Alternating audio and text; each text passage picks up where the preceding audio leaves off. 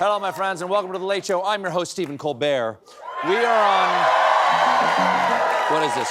We are on day... Is it day 3? This is day 3 of the scandal that historians are already calling Pete Hegseth's Kaka Yemeni group chat whoop-so-houthi bloopers.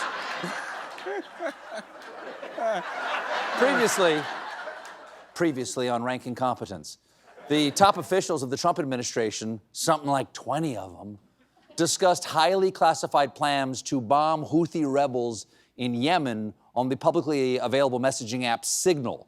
A lot of folks are saying that's breaking like a bunch of laws. Oh, also, and this is the fun part, they failed to notice that in their chat group, they had included editor-in-chief of The Atlantic, Jeffrey Goldberg. Yeah, that's not usually the first choice to include journalists in your highly classified military government stuff. As we learned in the movie, Tinker, Tailor, Soldier, Atlantic editor-in-chief Jeffrey Goldberg. Okay? He's great in it, though. Yeah. He's great. Yeah. Gary Oldman, really. This is an unprecedented failure of national security protocols and a grotesque disregard for the safety of American service members. Or as Donald Trump would say, no, it isn't. In fact, Trump told reporters that even if it had been all secret stuff, Goldberg didn't even hang around long enough to see it. From what I heard, the man that we're talking about, who's not somebody that I don't think most people have ever heard of, he found it very boring and he left early. Yes.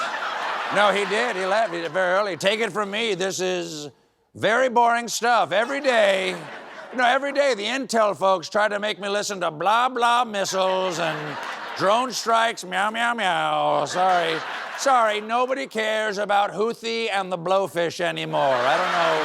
Wow. I don't know. Wow. No.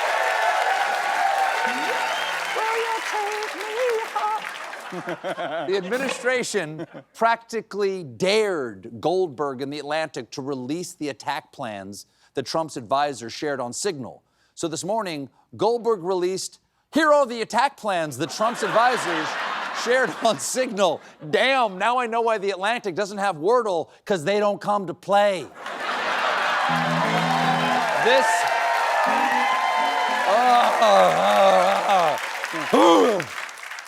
This text chain done blowed up all the administration's nothing to see here. For instance, DNI Tulsi Gabbard and CI Director John Ratcliffe testified on Capitol Hill yesterday, right? Yeah. That there was no classified information. Let's take a look. Hegseth, 12:15 Eastern Time, F-18s launch. 14:15, strike drones on target. This is when the first bombs will definitely drop.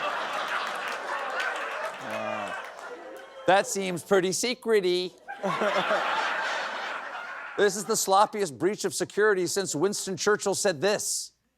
We will fight them on the beaches at precisely 3:05 p.m. We will fight them on the landing grounds at coordinates 51 degrees north, 1.3 degrees east. We will never surrender. Hey, how'd the Germans get here so fast? I surrender!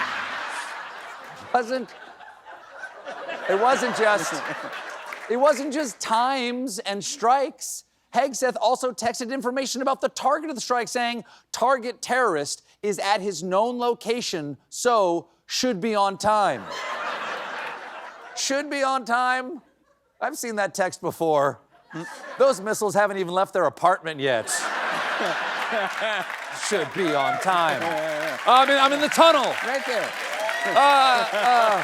Traffic's killing me. So all of this is clearly classified. And that's not just me saying that. One defense official said, it is safe to say that anybody in uniform would be court-martialed for this. My most junior analysts know not to do this. Yes, everyone understands this. The characters in Fight Club understand this. It's why the first rule of Fight Club is don't send out an Evite for Fight Club. Come on. Given the...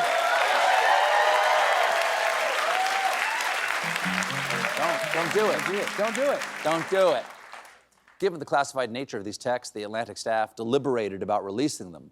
They reached out to the White House, and Press Secretary Caroline Leavitt tried to have it both ways, writing, "As we have repeatedly stated, there was no classified information transmitted in the group chat. However, this was intended to be an internal and private deliberation amongst high-level senior staff, and sensitive information was discussed. So for those reasons, yes, we object to the release."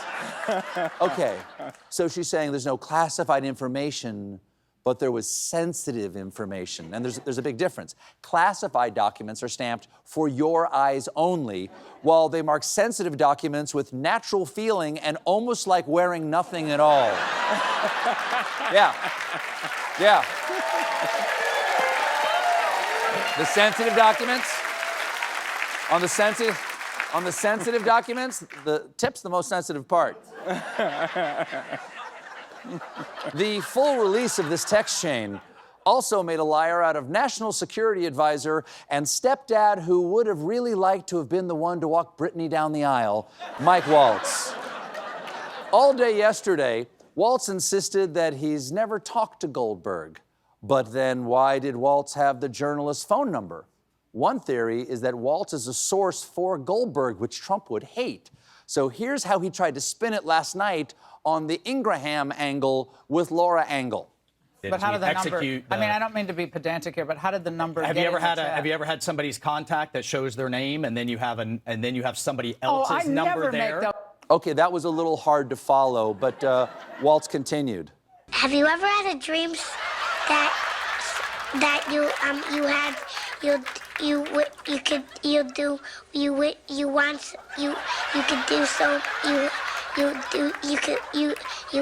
want him to do you so much you could do anything?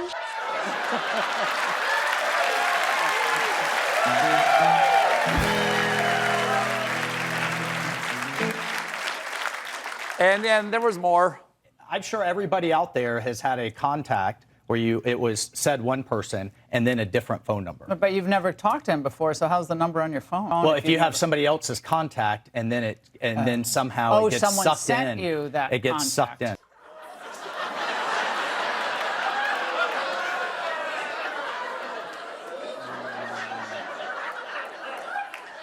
It gets sucked in.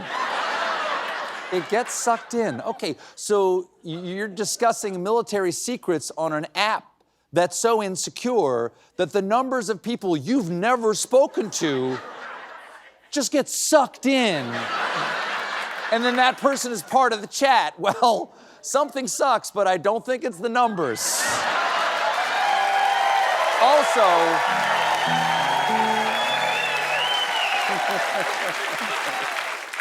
after the Atlantic article dropped, Secretary of Defense Pete Hegseth did what any mature, slightly buzzed individual would do when accused. He posted an unhinged rant on Twitter saying the Atlantic released the so-called war plans, and those plans include no names, no targets, no locations, no units, no routes, no sources, no methods, and no classified information. A lot of that stuff was actually in there. Were you looking at the same page? Were you looking at the right page on the Atlantic website? There was no war plan, just a fascinating deep dive on how Lady Gaga finally sounds like herself again. Hegseth is too busy to think about this stuff anyway, saying, as I type this, my team and I are traveling the Indo-PACOM region, meeting with commanders and talking to troops, adding, for more, hit me up on Signal and I'll add you to the group chat. There you go. Can you take me higher? So Pete says, Petey Hegg says it's cool to share the timing of American airstrikes on a publicly available app. That raises some questions. And today, reporters asked those questions of the White House press secretary. Why aren't launch times on a mission strike classified? Again, I would defer you to the Secretary of Defense's statement he put out this morning. Do you trust the Secretary of Defense, who was nominated for this role, or do you trust Jeffrey Goldberg? Jeffrey Goldberg. I trust Jeffrey Goldberg. I mean, in this thing, in this right now, I would. Yeah. I don't trust Hegseth on anything to do with launching strikes based on what we already know about his aim. We got a great show for you tonight. My guest is Sept and Chris Hemsworth will be taking the Colbert questionnaire, but when we come back, puppies, actual puppies.